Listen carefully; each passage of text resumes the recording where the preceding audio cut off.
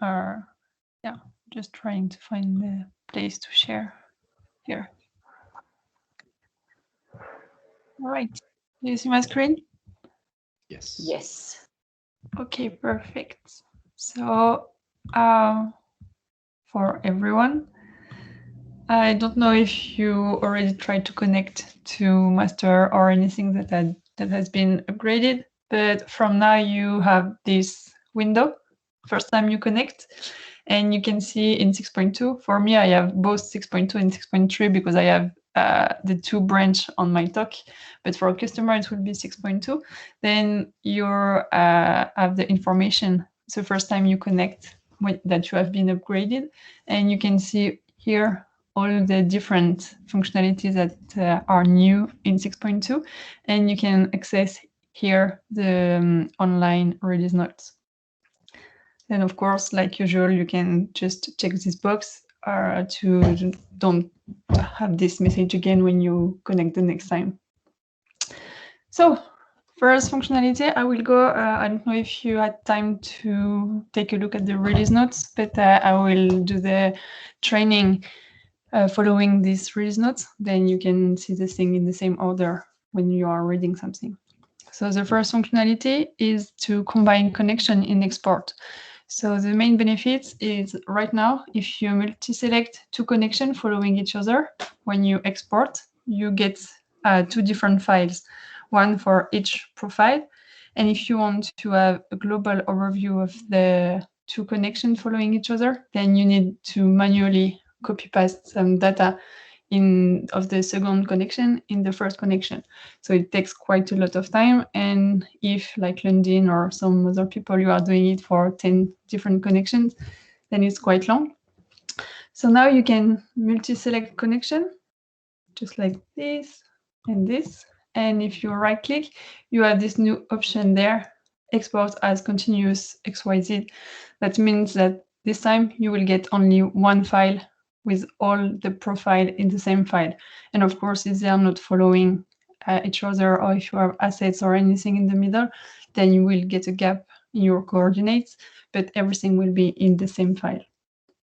And for most of the customer, it's a gain of time because then they don't need to have this copy pasting for files.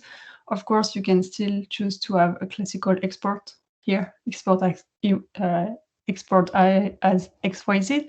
If you choose this one, you still get one file per connection. But if you choose to export to continuous, then you get only one file. Okay, then the second new functionality is to copy paste connection points. So the request from customer was you can set up some different thing here on your connection points. So when you get a connection point, you can change the size here. You can change the type, the orientation, the flow, or anything. Some customers have some metadata on the connection point. And the request was if I set up, for example, 3, 4, 5 different riser bays on my seabed, then I need to go on each connection point to set up all those parameters and to set up all the metadata. So now you can just do it for one connection point and then copy paste your connection point on every asset you need. So you will set up your parameters only one time. So for doing this, you need to activate this option to be on the editing connection points option. Then you can just select your connection point and then Control C for copy. Then you have this message copied once it gets to your clipboard. And then you can go on the same asset if you want to put it on the same asset or on every other asset, and you can just paste your connection point. Then here you can see that the connection point you passed is the same. And after that, you need to disable your option there because sometimes customers forgot to just to do disable here, and then they click everywhere on the asset, and then they get like 10 times the same connection point everywhere, because every time you just click, you can get a new connection point. So don't forget to switch off the editing point mode after that. Then third one is to re-import the bathymetry all along the pipeline. So this functionality has been asked by many customers. So the goal is when you upload a bathymetry, it's covering a large area of your seabed. And if you want a higher resolution, it's sometimes difficult to have it. So now you can just choose to upload a bathymetry following your pipeline and having a higher resolution just on this pipeline. So it will be the normal resolution for all your field, but you can get a more precise resolution for your pipeline. So to do it, you need to create, and you create the 3D surface as you do for any bathymetry file. But now you can choose here to click this box, generate alongside connection. That means that this time your bathymetry will follow the connection. You can choose one or different connection, 1 or 2 or 3 as you want. It's a multi-selecting. And you can choose the resolution here. The distance here is the distance between 2 control points. So here, that means that I have 1 control point every 10 meters. If I want a higher resolution, I can say I want a resolution every 5 meters. And if I want less resolution, of course, I can go to 20. And then, same as usual, you can select your file or all the name and quality, same thing that you did usually for importing bathymetry, but this time it will follow the connection with the resolution you were asking for. And then create, and you get your file. Palm, if they make a model in feet here in the Gulf of Mexico, will the UI still show meters and do the conversion behind the scenes, or will the UI be kind of triggered based on the units that are imported with the coordinate reference system? I'm not sure. I can guarantee you Roman will have that question. So if Roman's not, and Ricky will probably be asked by Roman to answer it. So it will come. Take the question and be sure we answer correctly. And I guess is there, and this is probably an Olivier question, is there a lower limit if, God forbid, some ambitious pipeline engineer wanted sub-meter resolution and entered in 0.5? Is the algorithm or the platform gonna suffer, and do we need to put a catch in there that they don't go below a certain resolution? Yeah, for sure. If they have a huge pipeline and they set 0.5, then it will crash the app. Okay. For sure. Hopefully the people won't start thinking about doing this to kind of just be a preprocessor for their detailed FEA, but there will be somebody who thinks that that's a good idea. Yeah, but they need to understand that it's not for a tool for engineering pipeline or anything. It's just a tool to have a better visualization. Mm-hmm. Yeah, I think I could be interested in having like 0.2, but we have to let them know. Or maybe I can just ask Olivier what is the minimum they can set, and we can just have it come back. They try to put in 0.5 and it comes back with 2 meters. Yeah, and we can just remove the ability to put less than 2 meters or anything. Yeah, I think exactly. I think it should just pop down to whatever we think is the lowest reasonable value, and the user will just get frustrated. Hey, I think I just entered in 0.5. Why did it go back to 2 meters? Or it has to be an entire number, like 1, 2, 3, 4, not anything in between.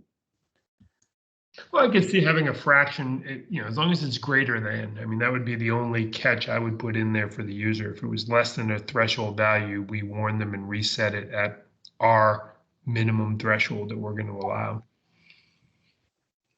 Yeah, so we can find a good UI stuff for just ignoring the small values or don't let them enter a very small value. Okay. Next one is about your tree view there. I will make it bigger. So right now in the tree view here, you have the Futuron default folder, and you have assets, connection, virtual shapes. If you have something like whales or anything, it just appear here, but you can't do anything for the folder. They're like this. And the request from customer was to be able to custom this tree view. So now you have the option there.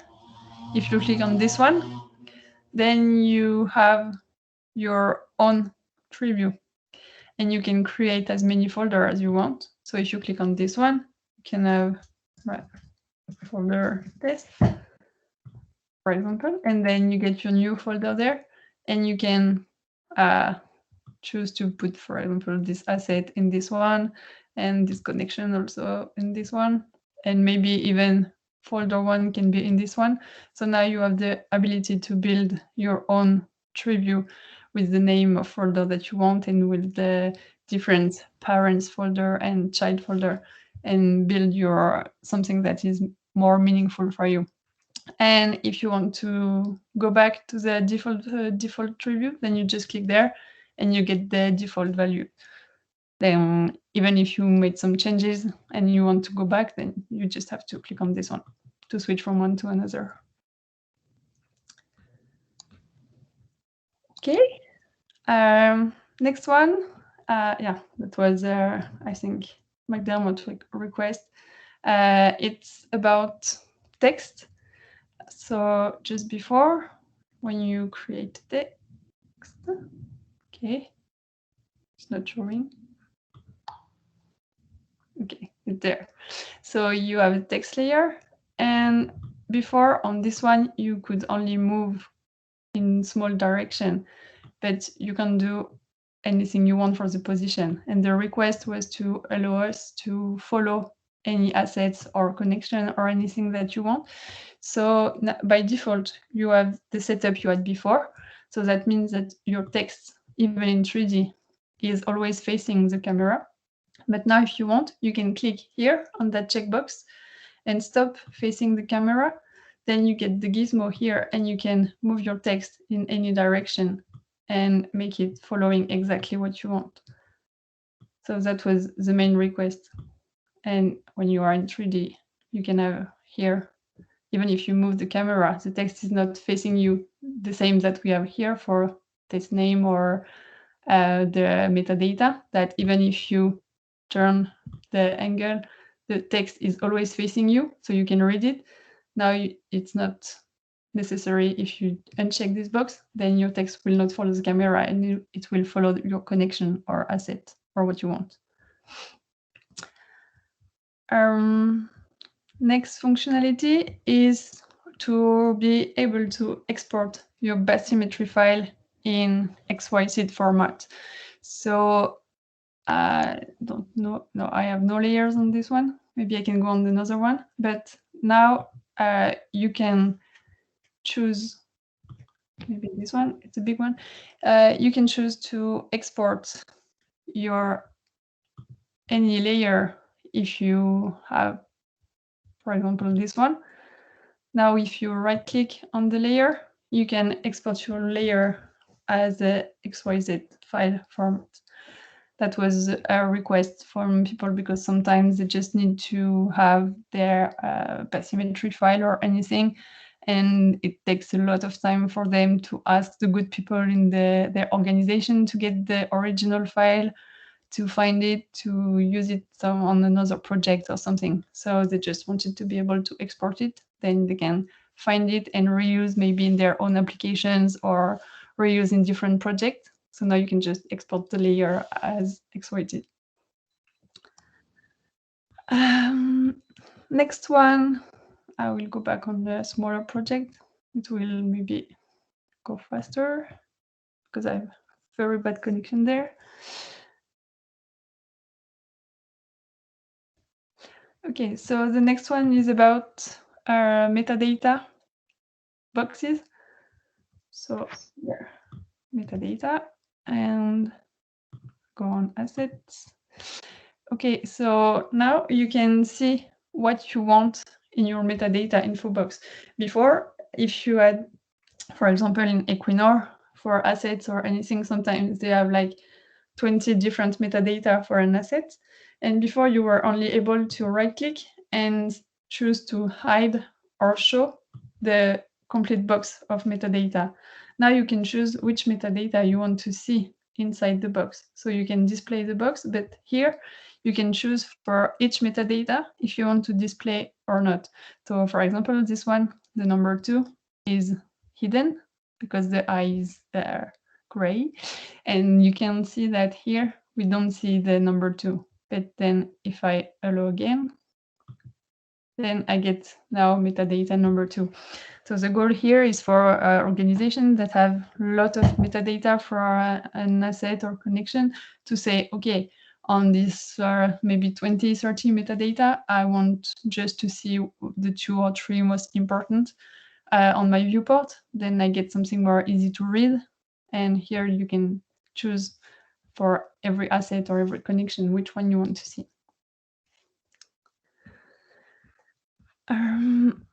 Next one. Okay, so this is the scale bar feature and the compass. So I don't think we need further explanation. Now in 3D view, you have the compass. And when you move, of course, the compass is moving. Then when you are working, you always know which direction you are. And in 2D, you have the scale bar feature here. And when you are zooming in or out, it just fits to your scale bar there. Next one is about simplified connection. You know that when you import, when you create connection, but most of the time when you import connection from somewhere, you have a huge amount of control points, and it can make the application very slow when you have a huge amount of pipelines with a huge amount of connection points on each one, because when you're moving something, we are recalculating for every control point where you are, so it can make some slowing down on the application. So now you can choose to simplify connection if you don't need to have very precise thing on it on the future on. So there are many options to this. You can choose to have all the connections simplified at the same time. Then you go here on tool and you can click simplify all connections. That will simplify all the connection of your sub-project. So here I'm on sub-project number 1. So if I click this one, it will simplify all the connections of the sub-project number 1. Imported, created, everything. Then you can choose to go back in 3D. And I will choose one. You can choose only one connection and choose to simplify only this one. So if you are working on a big connection, or if you imported just one connection, you created all the one, but you imported one, and this one is very slow because big one, then you can choose to only simplify one, or you can choose to simplify a multiple select. So I can select both and right click also. And if I simplify, then I will simplify the 2 connections selected. So yeah, 3 options. First one here, simplify all in one time, or simplify one, or multi-select and simplify 2. And when you create connection, you can also, where is it? Connection. Yeah, maybe from a file we will see it better. Here you can click this simplify connection and give your tolerance on the simplification. So that was before we had only this one. So once it was done, it was done. If you didn't check this one, you can simplify anymore. So now you have this, still have this option that doesn't change at the beginning when you import connection, but now you can use this 3 option to simplify even after your first imports. All right. Next one is something that was asked by only one customer. It's about virtual assets. They wanted virtual assets to be displayed in the project because they want to put some metadata on it, and they want to see it and be able to set up some values that are not visible. So here, now you have a new option when you get on your metadata stuff. You can create a new virtual asset, and you have now this line, can drag it in design. So that means that this virtual asset, number one, is allowed to be on the viewport. So you can set up some metadata, as many as you want. And then after that, when you're in the project, here,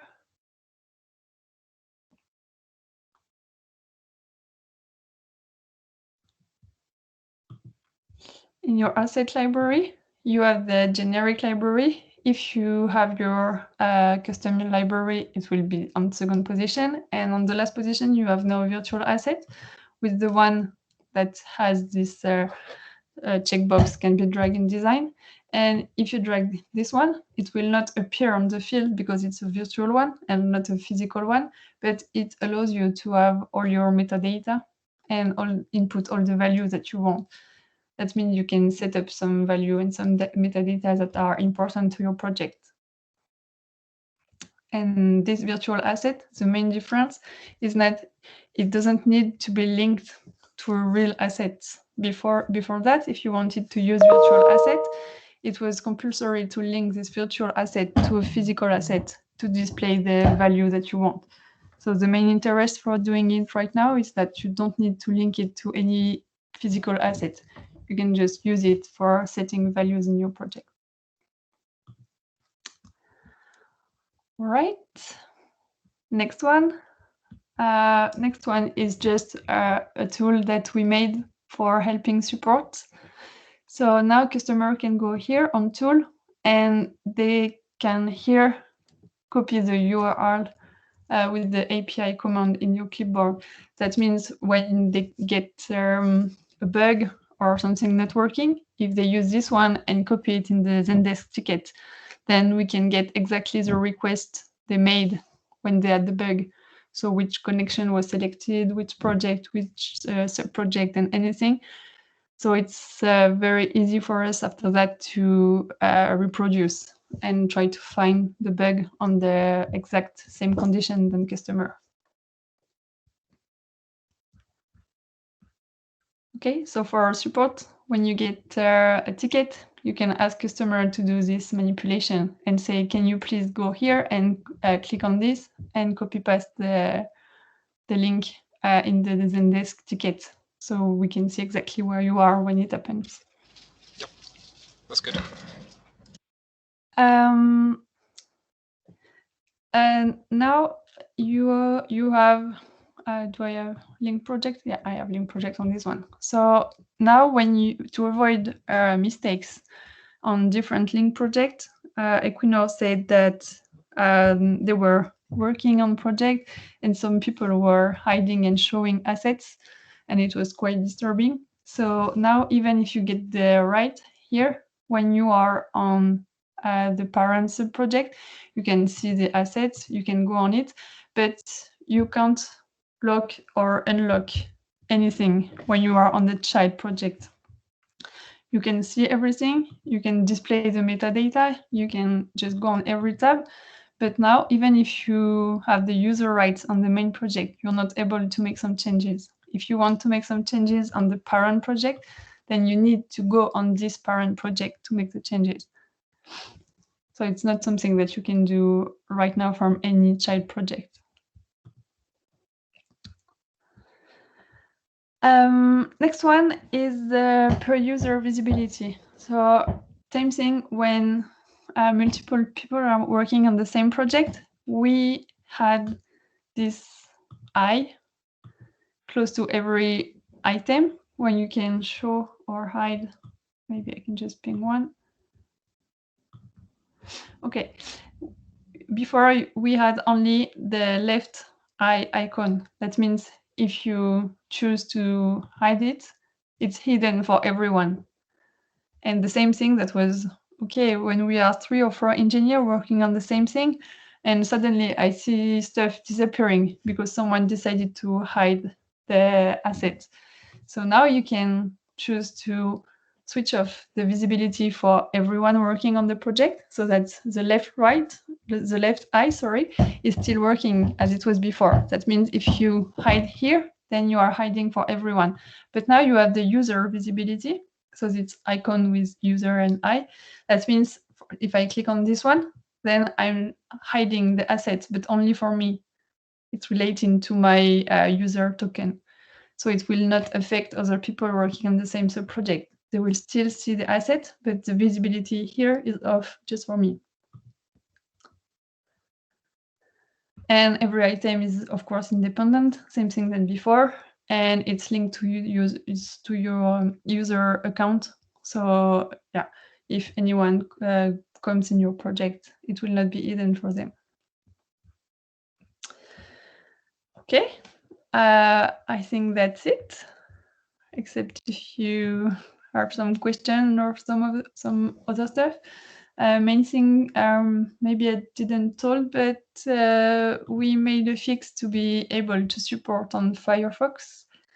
That was not the case just before. So now you can say to customers that they can open Field App Designer in Firefox. And yeah, I guess we have everything. Yeah, just a little question. What is the use case of a virtual asset? How would customers use it? I don't know that Schlumberger was asking for it because they want to set up some global properties on their project. Okay. There were no option to have metadata on the project. That was on a sub-project. That was the main request, that they want to set up some metadata global for the sub-project. And today you don't have any option to set up some metadata in the project. So the virtual asset was more to say, if it's not linked to a real asset, if it's still virtual, then we can set up some metadata info that are important for engineer, but without linking to an asset. But if it's in global, then it's linked to the project.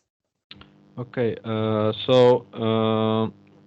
it's like for defining some abstract things which are not linked to physical asset, am I right? Yeah. Okay, and can you do still in an old school way, for example, assigning choke under the tree, if we want to? Yeah, it doesn't Okay. change. That Okay. just means that if you enable the checkbox for can be drag, that means that if you are dragging it on your viewport, then it's not linked to a physical asset. It's Right. linked to a project. But on the other side, virtual asset can be used as they were before to set up on the physical asset or anything. It's working the same as before. It's just in more if you have the option to drag it here to don't link to anything. And do you know what values they assign in this way? I'm just curious. No, because they just tested it, and I'm not sure they start to really build something on it. Maybe it will be interesting to take a look on their instance to see what they did with this option. Yeah, Yes. right. Thanks. Ever gave an example of what they would use this virtual asset to represent? Oh, I can think of a dozen, Ricky, and they could get themselves in all sorts of trouble. But then again, hopefully we don't have too many PhDs using FieldTwin. I mean, for example, if we deploy a wall thickness calculator and we need seawater density. Right. Okay, so you're talking environmental. Oh, it could be anything. It could be, you know, which regulator, which BSEE, you know, regulator phone number is going to be calling up about this project if something goes wrong. I mean, that could be metadata they put in as a virtual asset. It could be the BSEE, and for those in Europe, BSEE is the Gulf of Mexico safety regulator for the offshore energy industry. But yeah, definitely when I saw this coming out, I'm like, that solves an emerging problem with Shell's request for a wall thickness calculator. Because again, I don't. Go ahead, Ricky. Like current and stuff like that, right? Current or direction. Yeah, I mean, I can see a lot of metadata, meta ocean data coming into this. Things like density of steel, right? If we need that for some sort of pre-engineering functionality, I don't think a user really wants to see the density of steel in the metadata for every single connection. But we could certainly set those properties, Young's modulus for the spanning calculator. Right now, they have to enter it into the UI, but a future release, I could see giving an administrator the authority to say, hey, Young's modulus for steel is something that's going to be applicable across assets. Maybe you should create it as a virtual asset, and we can link that metadata to the correct application. Yeah, and I think oil properties like maybe viscosity and all those things, like they're more or less universal. Yeah, I mean that could be useful for the Olga integration, right? They could put certain, but again, I'm sure the integration team or R&D will probably be saying just stop letting Duffy think so much, because it could create a lot of back end wiring that would need to be done to tie that virtual asset's data to whatever application is being deployed. I think while I'm here, I think I got some thinking around it, but would it be possible to, let's say, assign metadata groups in the same way? For example, if I have like a feed metadata set, if I can just drag it in the way, and if I, for example, have another one and just drag, if project involves, can it just, let's say, concept metadata set is like one box, you drag it to and everything gets auto assigned. If I get like feed set, and then it drags it and it gets auto assigned, because that's what actually we hear from London. Actually, Yeah. they really would like to have it. Then here you need to give the name to your virtual asset, but then you can assign a group to your virtual asset. Okay, that's quite interesting actually. So you can have a virtual asset with the same name of your group, and then assign just your group to the virtual asset. So it's taking just. Well, I guess really is the concept that you could tag a virtual asset to be kind of a child of another field twin object, whether it's a connection, whether it's an asset. Yeah, it was absolutely my question, because Lundin has a kind of a very specific approach to metadata, and they want to have phase-based or phase-related metadata. And I think it's going to be quite possible with the virtual asset or grouping virtual asset together, presenting a phase of a project. That's really cool. Okay, more questions? Once it gets in the hands of our users, I'm sure we'll have dozens of questions. I think, Paul, for me, just the same thing that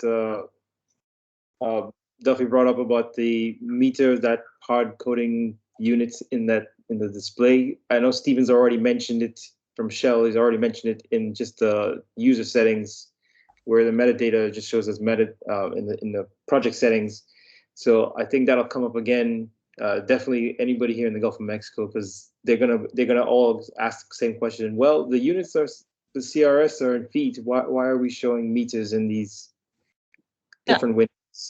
I took a note of this one. Now we'll ask with Olivier or Christian if they can make something. Even if we don't change that, but the answer is that the conversion is done in the background. We just need to know so we can communicate that to them. Yeah, I will ask and see if we can. Or maybe even a note or something in the, if it's going to be done in the background and that's the best solution, then maybe a note just saying that, even though it says meters, the conversion for feet is in the, being done or something like that. So I don't know, some kind of a message. Yeah. Which I'll leave that to you guys to, but it'll be a question, sure. And I'm pretty sure Steven's already started asking that. Okay.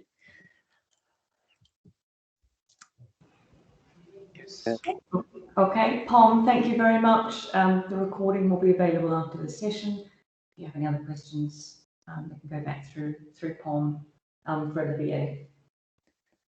Thank you, Pom. Thanks, everyone. Thanks, Thank you. Very helpful. Bye-bye. Thank you. Bye. Bye.